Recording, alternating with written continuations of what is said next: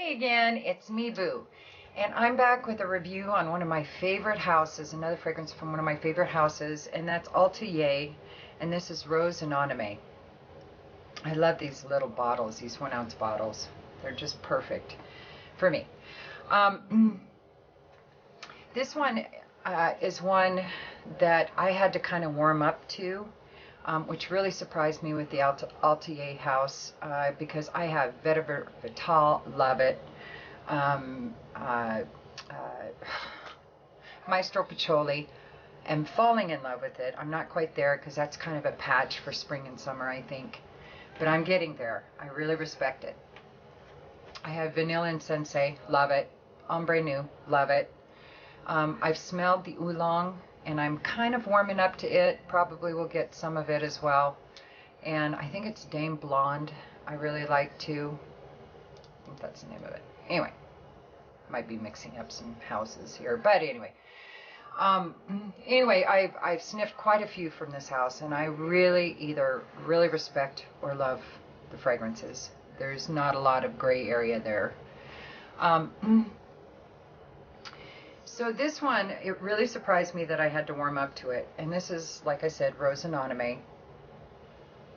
I've just recently, the last couple months, been getting into some rose fragrances. Once I fell in love with Velour des Roses by L'Artisan, I have stopped with my fear, my phobia of rose being in the name of a fragrance. I won't even check it out because I just am so appalled to roses. I associate it with my my grandmother wearing a lot of her, what are they called, solifloras or something like that, where it's just a one note, one flower note kind of a perfume. She used to wear honeysuckle, rose, and one other one I can't remember. And they were so artificial smelling and so cloying and gag inducing that I just have always been opposed and appalled by even the thought of going with a rose fragrance. So once that Velour des Roses came my way, it was all over for me. Another door was open fragrantically for me, which I'm very appreciative of, to Donna Shorts.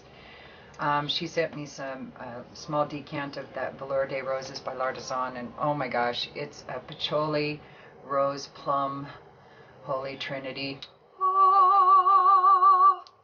It's beautiful.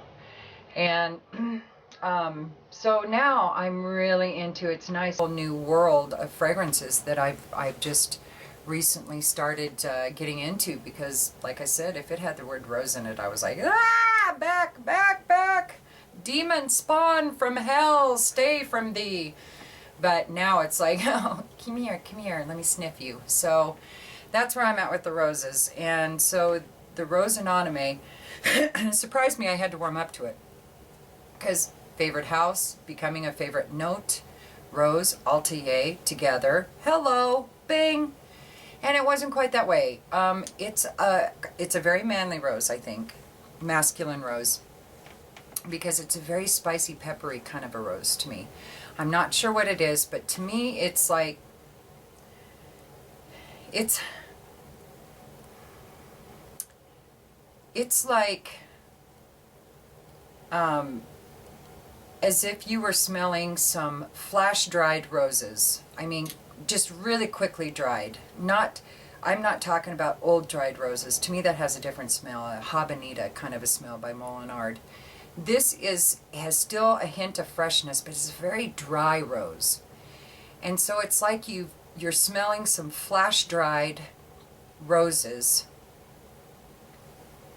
in the middle of a soap and pepper factory that's built out of agarwood. Yeah, really. That's my take on it anyway. It's really nice. I don't care for the first 30 minutes, but it's way too spicy for me, way too peppery or something like that. But when it dries down, the rose comes forward, gets just a touch of sweet in it. Not a lot. This isn't a very sweet rose, like I said. This is no Velour des Roses or Noir des Noirs. But it has a touch of soapy, a lot of peppery kind of a smell to me, and you definitely get the oud in there along with the rose. So I'm going to tell you what's in it. And I always get my ingredients off of Fragrantica, and if they don't have it, I usually go to the website, you know, the house's website, and try to look it up there. But so, you know, these notes are approximate at best. So it says bergamot, ginger, opoponax, benzoin, papyrus. That might be where that peppery kind of spicy smell's coming from, and patchouli. But if it's a patchouli that I'm smelling, it's a really spicy, fresh patchouli. Agarwood and rose. And for me, most of Atelier's last pretty good, and the projection is pretty good.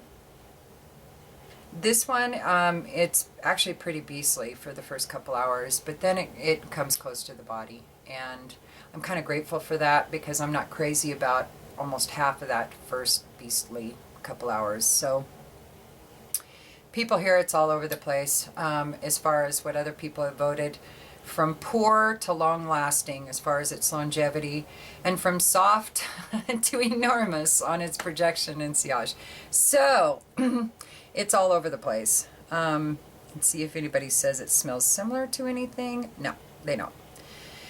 So again, I think it's worth a sniff. I think guys are going to be a little more partial to this, even though, you know, I've noticed in the fragrance community that guys are really getting into what I would consider some fairly feminine-ish kind of fragrances, and the women are getting more into the masculine-ish kind of fragrances.